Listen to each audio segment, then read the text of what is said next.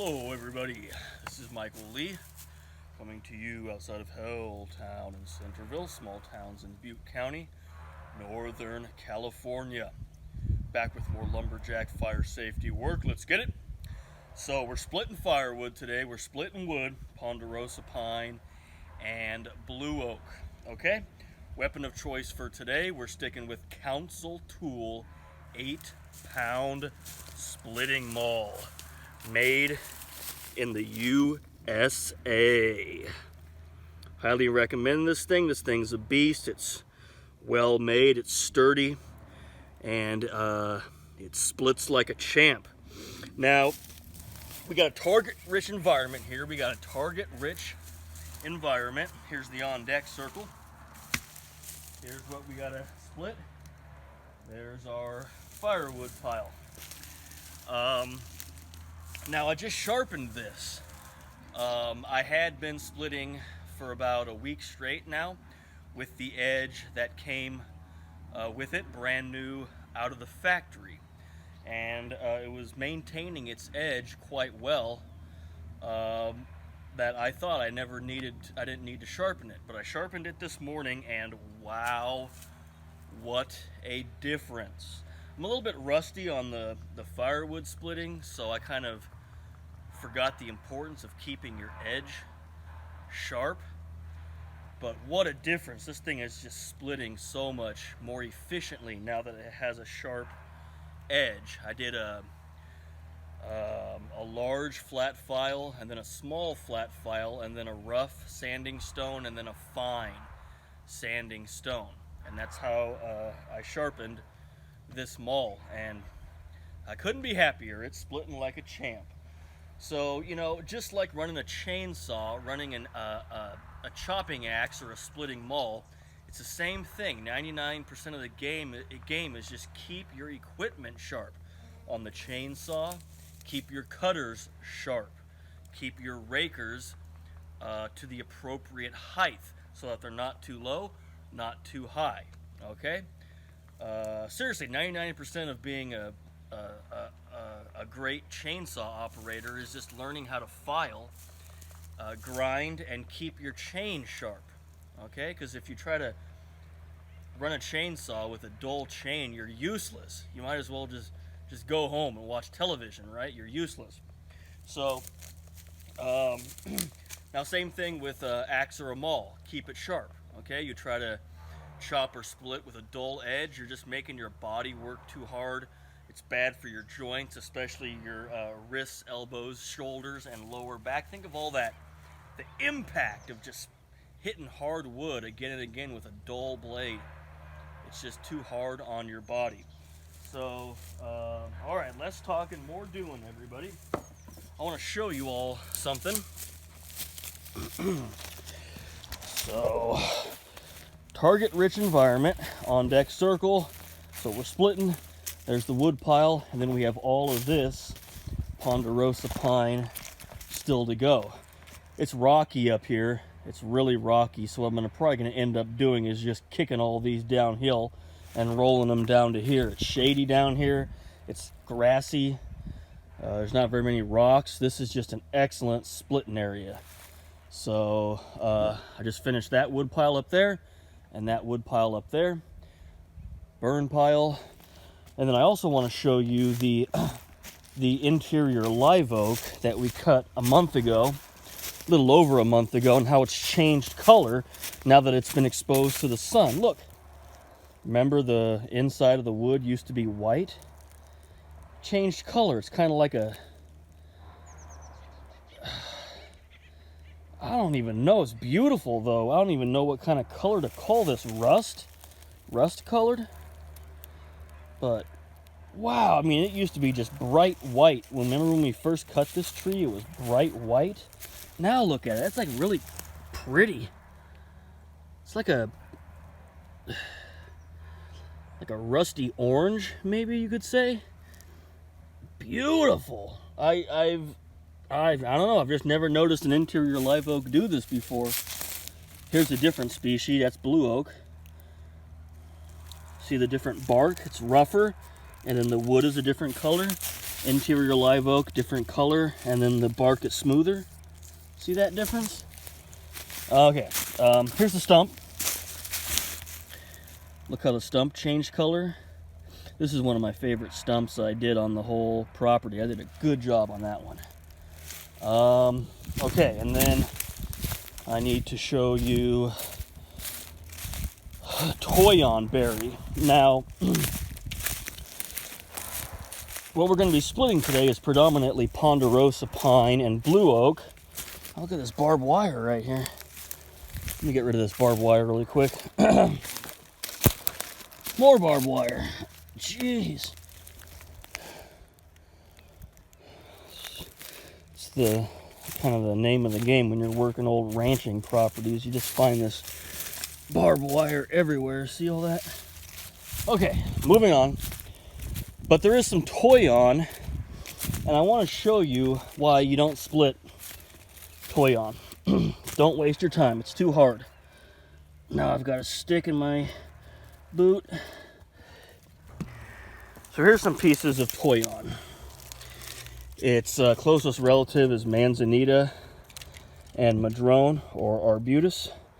See how the wood's almost like pink? That's Toyon.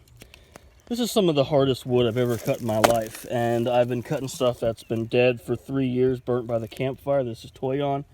This is the hardest, some of the hardest wood I've ever cut in my life. And it does get bigger than this, a little bit bigger. Do not waste your time trying to split that stuff. Just cut it into rounds, the appropriate, 12 to 16 inch length, and just leave it. You ain't gonna be splitting this. This stuff is hard as iron. It's ridiculous. I mean, you could split it, but just move on. It doesn't get big enough hardly ever to where you would need to split it.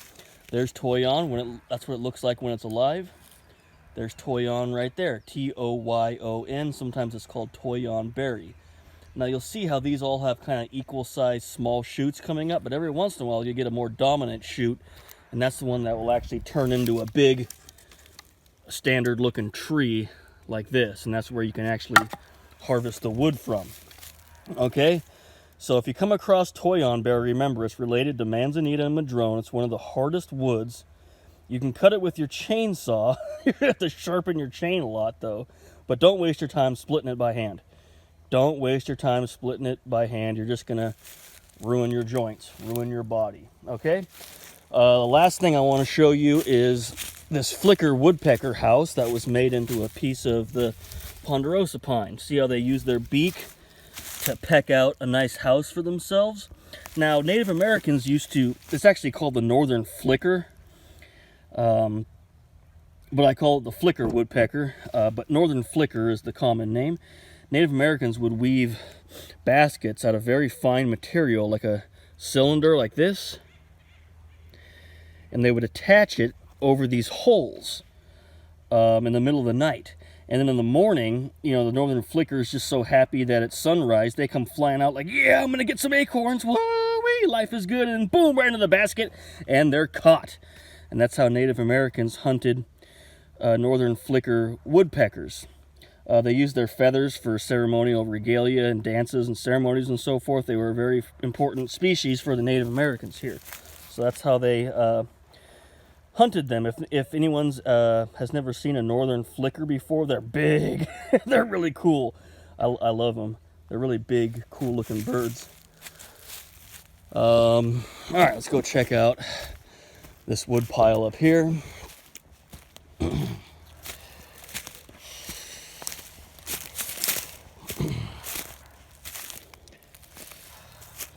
So just finished splitting all this. That's looking good. And then I'll show you what I did yesterday. Over here, here's that big old growth blue oak that we helped out by cutting a low dead limb off of it. So all that firewood just off of one limb. Cool, huh? That can't be split, too naughty. And then there's where we're working for the rest of the video. So let's get it. Let's get it. Oh, I got a brand new pair of leather gloves. I use Husqvarna medium heavy duty leather work gloves for splitting. I try to remember to always keep my gloves on when I'm splitting. The second I take them off, I get a splinter. It's just like automatic, right? And then I really love Council Tool. Buy products from Council Tool, made in the USA, high quality. Yep.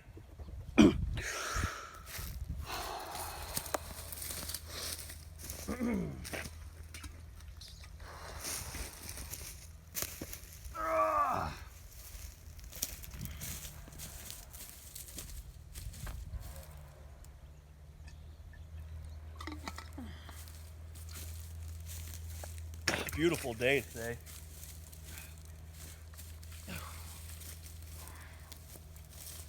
What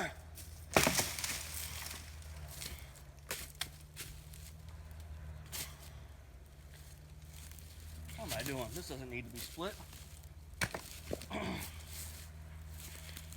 Oh, brand new leather gloves. Oh, all right.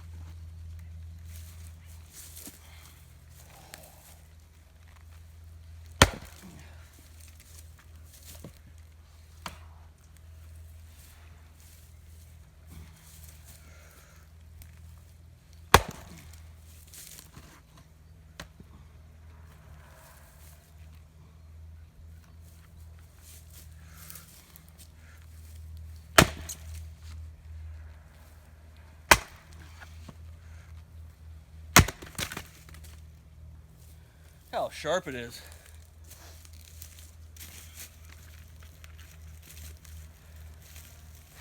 See how I'm aiming for the front edge of the wood? The inside edge of the wood that's closest to you. That way you don't bang your handle. See? You attack the wood like that. You attack the wood like that. Not like this. If you attack the wood like this, you split, the head goes through, and then you smash your handle. If you split like this, only the head hits the wood, and your handle just goes through the air. That's the trick, okay? Find the natural cracks in your wood and avoid the knots. Strike with your edge where the cracks are. Put your edge right through those natural cracks, okay?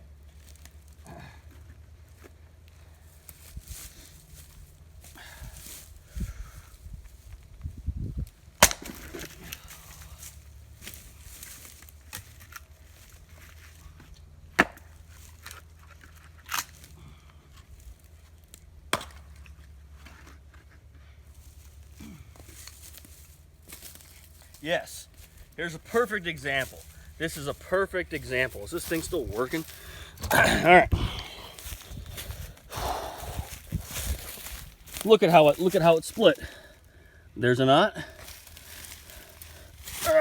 There's a knot. There's a knot. And it's split between the knots. Do not try to split through a knot, okay? You might eventually get it to work, but in the meantime, you're going to be destroying your joints, okay? So,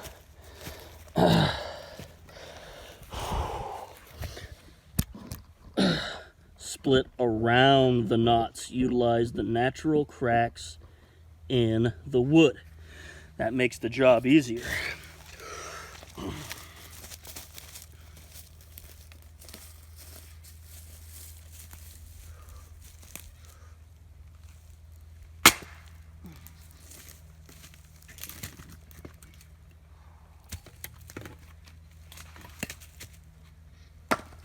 Oh, this is a good setup. I'm very happy with this splitting setup here. I like how I organized everything.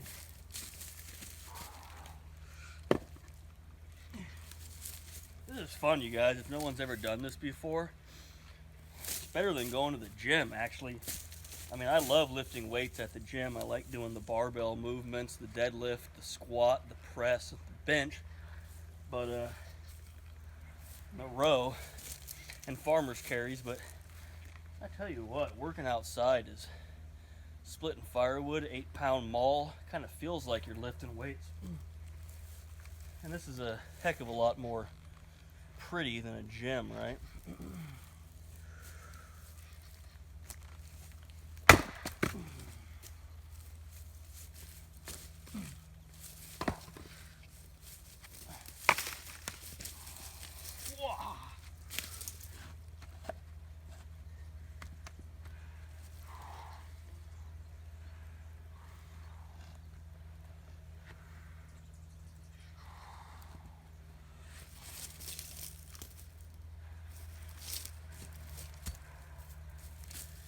This is another perfect example. When you approach your wood that you're going to split, slow down and read the wood. Research the wood. Conduct some research. Where's the natural crack in this wood, everybody?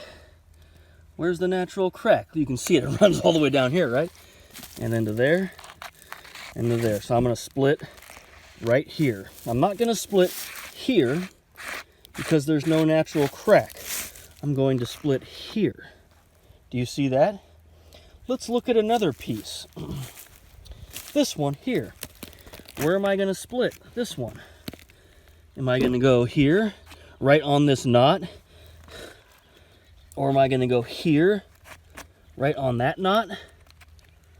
No, I'm going to go between the knots where the natural crack is. See that? There's kind of another crack running off that way. So those are this is the first strike I'll take, is right there. That's my first strike. Aiming for the front portion of the wood so that I don't damage my handle. If you strike on the far piece of the part of the wood, then you will smash your handle. Yeah, the blade will go through, the head of your maul will go through, but you'll also smash your handle. Here, only the head goes through, the handle is out here and stays safe. Okay? Let's look at one more. Where are we going to split this one? With the crack right there. You see it? You see it, everybody? That's how you read the wood. Look at this one. Right? Big old wicked knot right there. Big old wicked knot right there. But then look at these cracks. Look at how the wood's almost telling you how to split it. It's giving you all the answers, right? My first strike will be here. Oh, look at that one. Right? Even a ignoramus could figure out where to hit that one, right? Okay. Less talking, more doing.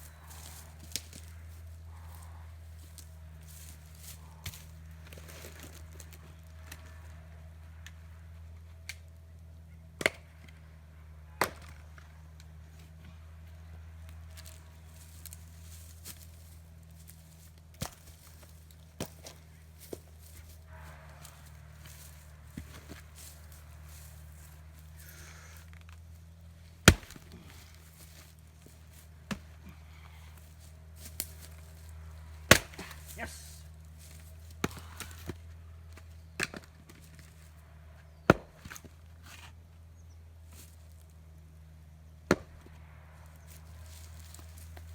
There's a lot of knots in these pines.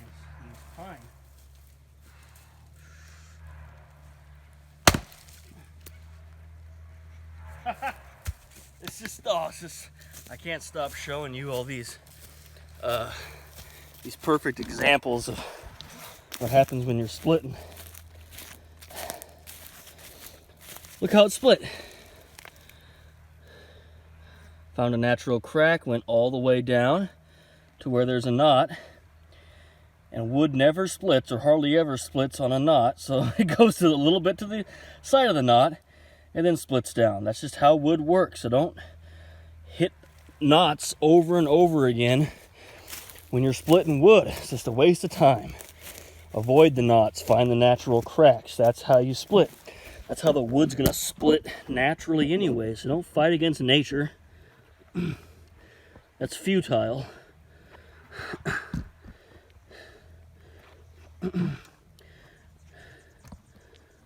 Not much action in this video, but I'm getting some good pointers.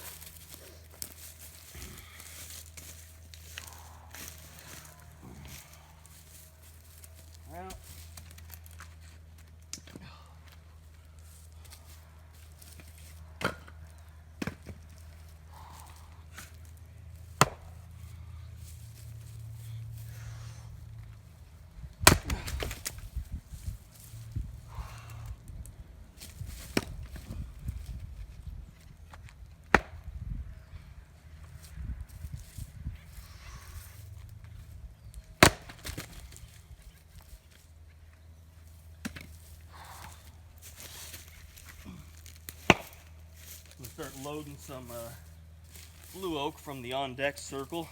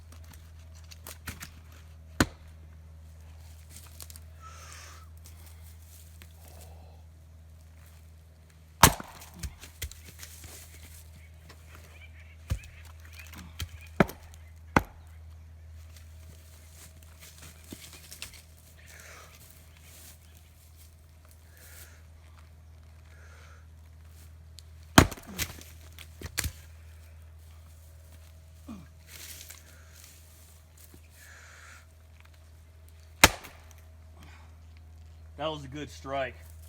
See that? If you strike like that every time, you won't damage your handle.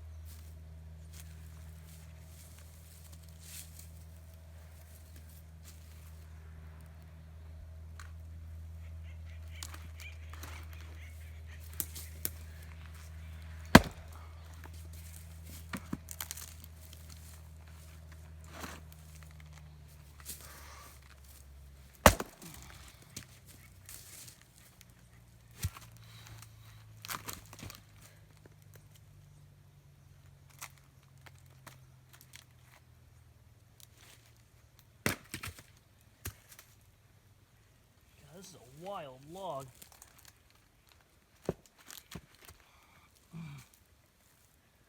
Oh, with mycelium in it.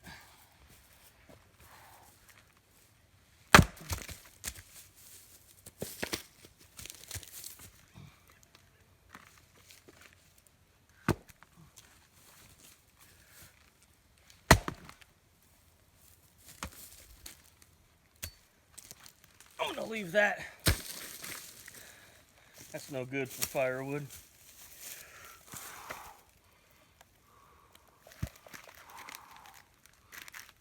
I'll leave that one too.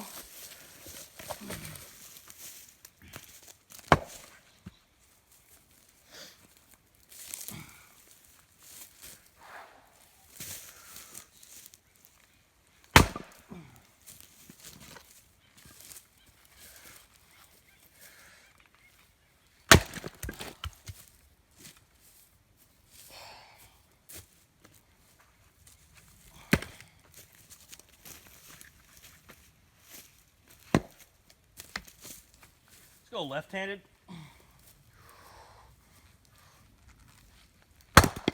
Ooh, not too bad. Not too bad. You can see my form's not as good. My power's not as good on the left. A little bit rusty. That was better. All right, let's keep going lefty.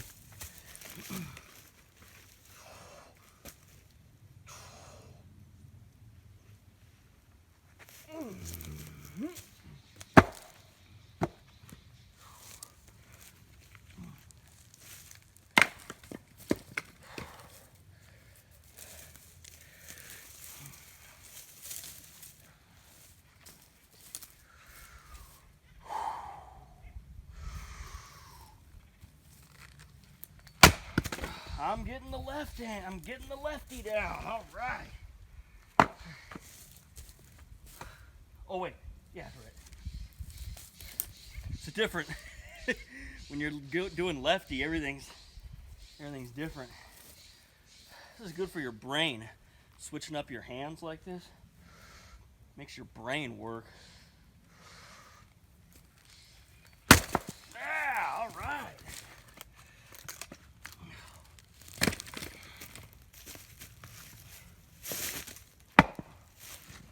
Uh-oh. Oh, baby. That's just one big knot. Just put it in the fireplace like that. This one's got some hope.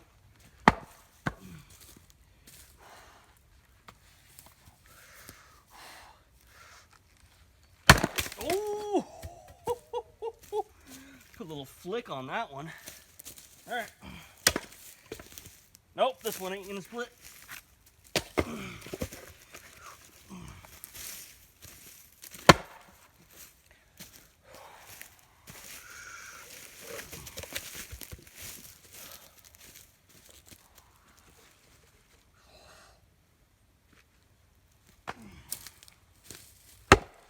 If you like how I pick up the firewood rounds, go back and watch my video on how to pick up firewood rounds. All right, it's basically like a deadlift.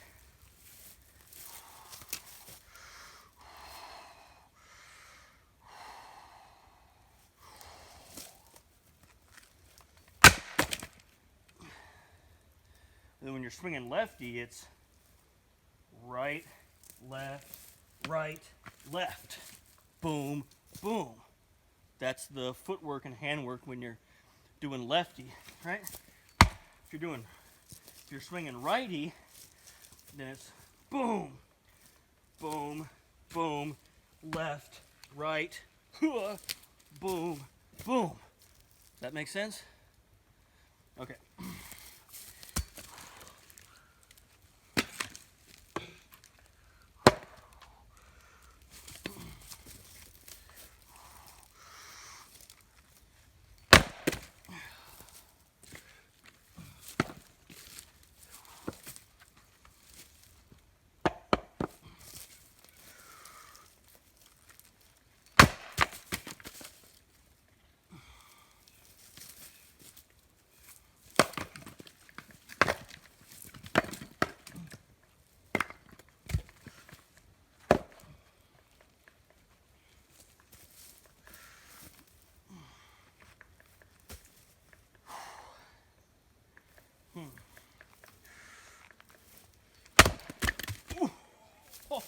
Oh, that was a good one.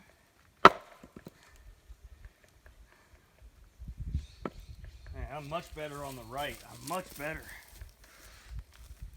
Yeah, I gotta work on the left. I gotta work on my left. Here we go, left. Oh, that was good. That was great.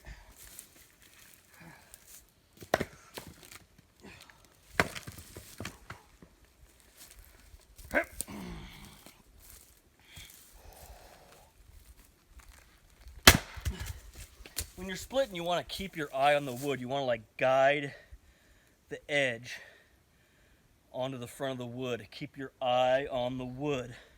Don't swing and, same thing with golf, right? If you're golfing, my dad always taught me, keep your eye on the ball. Then on your follow through, you can look up and follow your ball. But while you're actually swinging, keep your eye on the ball. So with splitting wood, it's keep your eye on the wood. Keep your eye on the wood. Keep your eye on the wood. Okay? And then that way you'll be on target.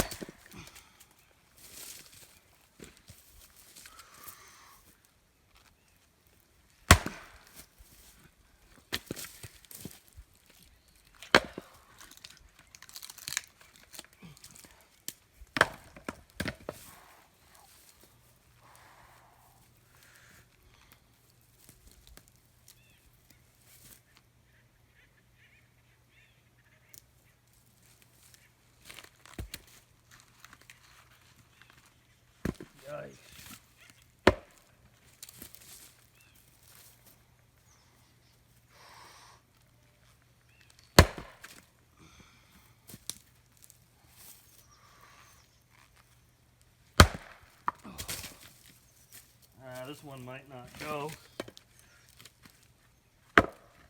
It's got too many knots.